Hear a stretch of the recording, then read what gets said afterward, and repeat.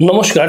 যাদের জন্ম কুণ্ডলিতে বা যাদের ভাগ্যে বৃহস্পতিটা ডিস্টার্ব অথবা দেবগুরুর কোনো রকম সুফল আপনারা পাচ্ছেন না, তাদের জন্য একটা বিশেষ উপায়। কারণ বৃহস্পতি যদি খারাপ হয় তাহলে আর্থিক উন্নতিটা বিঘ্নিত হয়, সংসারে উন্নতিটা বিঘ্নিত হয়, কাজকর্মের ক্ষেত্রে বা অর্থ রোজগারের ক্ষেত্রে সমস্যা দেখা দেয় এবং শরীরটা দিন দিন ঝিমিয়ে যায়। শরীরের মধ্যে সবসময় একটা আলস্যি ভাব, সবসময় যেন একটা অবসন্ন মানসিকতার পরিচয় দেয়।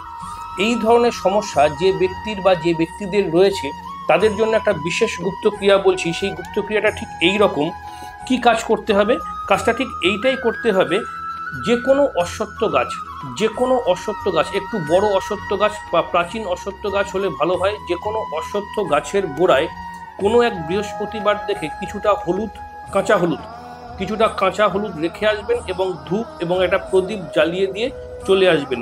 যদি এটা মাঝে মধ্যে বৃহস্পতিবার করে করেন তো খুব ভালো।